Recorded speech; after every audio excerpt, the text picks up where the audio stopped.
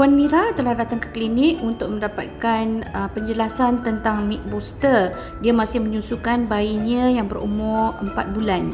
Doktor, saya nak tanyalah, start saya naik kerja ni kan, susu saya makin lama makin kurang lah doktor. Macam dah tak meriah macam dulu. Kenapa? Berapa umur anak sekarang ni? Umur anak saya masuk 4 bulan. Okey, ada apa-apa yang buat Puan Mira rasa stres ke masa dekat tempat kerja? Ada tu memang ada lah, sebab kerja kan mestilah ada stres. Oh, okey. Mungkin salah satu faktor kurang susu ni memang sebab stres lah. Okey, nanti saya terangkan Okey. Sebenarnya Puan Mira, kalau susu kita dah berkurangan biasanya disebabkan oleh stress factor di mana kadang-kadang bila kita dah mula bekerja kan, kita tak ada lagi nak memerah dengan kerap. Jadi kita kena faham konsep more demand more supply di mana hormon pituitary kita ni sangat bergantung kepada rangsangan di payudara, di mana apabila rangsangan itu daripada penghisapan bayi dan pengepaman dan juga beberapa cara rangsangan lagi dengan memerah menggunakan tangan atau tak semestinya pengepaman, buat massage itu semua adalah cara untuk meningkatkan rangsangan kepada pituitary kita supaya prolaktin itu akan dirembeskan dengan lebih banyak so jadi apabila rangsangan ini kurang jadi memang akhirnya prolaktin ni akan semakin berkurangan lah dirembeskan oleh kita punya pituitary. Bila kita stres juga di tempat kerja, kita tidak memerah dengan baik, dan bila kita terlalu stres, hormon adrenalin akan mula dirembeskan dengan banyak dan ia akan menghalang atau mengurangkan hormon oksitosin untuk bertindak kepada myoepithelial cell di payudara, di kelenjar payudara, di mana myoepithelial cell ini akan mengecut untuk memanculkan susu. Jadi apabila oksitosin ini tidak dirembeskan dengan secukupnya, jadi proses untuk memancukkan susu ni tidak juga berlaku dengan baik dan tidak efektif So jadi susu kuranglah flow keluar daripada payudara ibu dan ibu merasakan susunya semakin berkurangan. Berapa kerap selalunya Puan Mira mengepam di tempat kerja Saya mengakulah doktor, waktu kerja ni saya jarang mengepam sebab busy bekerja. Kalau macam satu hari tu kat tempat kerja dalam 6 jam sekali je saya dapat. Stres juga akan menyebabkan ibu kurang kerap mengepam ataupun menyusu dengan tidak betul. Ia akan menyebabkan kurangnya penghasilan hormon prolaktin dan akan mengurangkan penghasilan susu juga. Sangat penting untuk ibu-ibu semua memahami konsep more demand, more supply.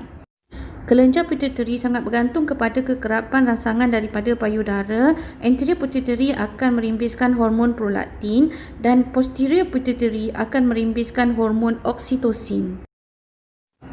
Hormon prolaktin berfungsi untuk merangsang kelenjar susu untuk menghasilkan susu.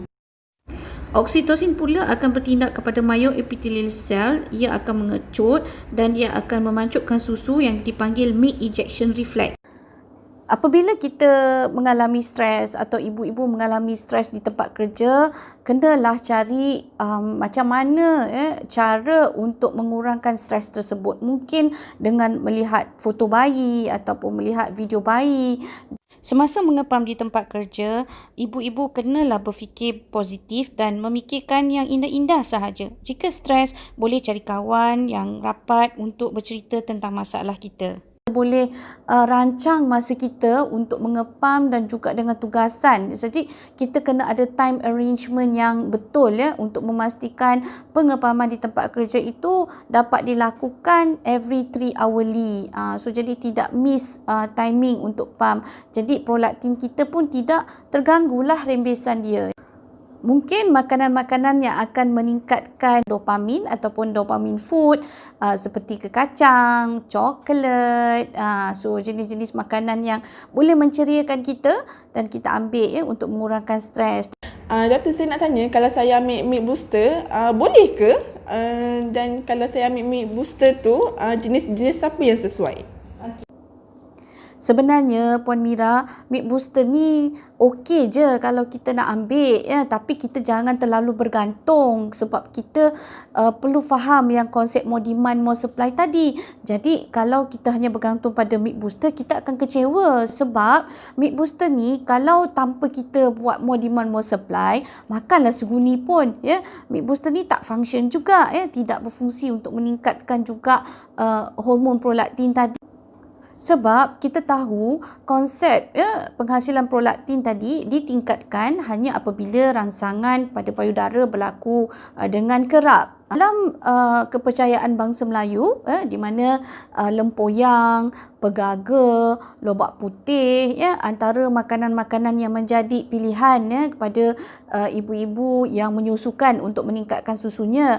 Dan kalau seperti kaum India ya, di mana makanan yang meningkatkan penghasilan susu seperti herba-halba dan juga mungkin cumin ataupun beberapa makanan lain yang mungkin bagi mereka seperti kacang, legumes dan juga kalau dalam bangsa Cina ya, lobak putih, sup ikan ya, dan benda-benda ni semua kita boleh ambil ya, bergantung kepada culture itu sendiri apa yang mereka percaya. Tapi sebenarnya back to basic ya, kepada asas yang sebenar adalah penghasilan susu semuanya bergantung kepada more demand more supply Dari segi kaedah perubatan pula milk booster ini selalunya ubat yang kita panggil metoclopramide ataupun domperidone yang digunakan untuk merawat macam orang muntah-muntah tu, ataupun sakit perut atau dysmotility, kita punya intestine perjalanan usus tu tak betul. Jadi kita bagi ubat tu sebenarnya untuk merawat penyakit lain, tapi disebabkan dia ada sedikit efek untuk meningkatkan sedikit prolaktin, tapi dengan syarat dia mesti mengepam atau menghisap bayi menghisap dengan kerap dan ubat ini sebenarnya menghalang hormon yang kita panggil dopamin Dopamin ni sebenarnya hormon yang dihasilkan oleh kita punya hipotalamus, di mana hormon dopamin ni akan mengurangkan sedikit efek ataupun dia menghalang prolaktin ni bertindak. Jadi sebenarnya secara indirectly ia membantu prolaktin ini untuk berfungsi dengan baik, untuk dia bertindak di sel payudara, kelenjar payudara untuk menghasilkan susu. Ada kaedah-kaedah lain seperti kita mengurut di belakang ibu ataupun di bahagian spine ibu, di belakang daripada thoracic 2 hingga thoracic 6 itu di mana nerve yang ataupun kita panggil saraf yang supply breast akan membawa rangsangan daripada payudara ke otak. So jadi itulah tujuan massage tersebut so jadi boleh juga mengamalkan massage tersebut.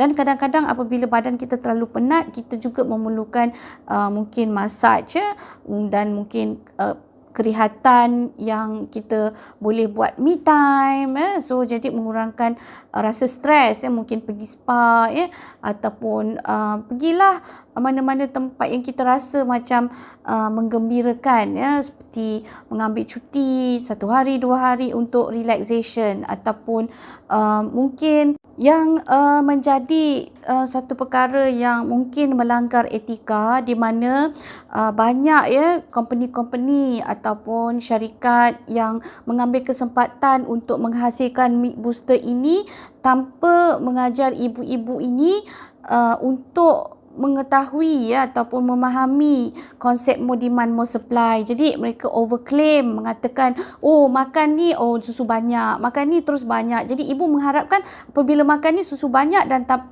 perlu mengepam, tak perlu lagi bayi menghisap dengan kerap.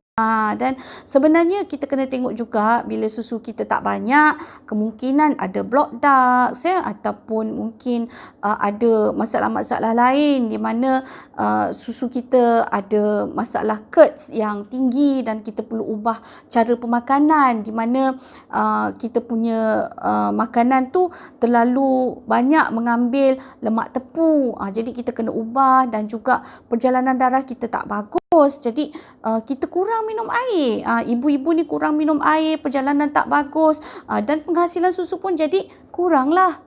So jadi kadang-kadang terlalu overclaim dengan benda-benda yang macam mood booster ni sehingga kan lupa untuk menasihati ibu perkara-perkara yang penting. Harap Puan Mira faham dan berjaya untuk mengatasi stresnya dan dapat menambahkan penghasilan susunya, ya. Tak kisahlah dia nak ambil booster apa pun, insya-Allah, ya. Semoga dia tahu konsep more demand more supply ini dan mencari masa untuk mengepam ataupun memerah susunya di tempat kerja dengan kerap.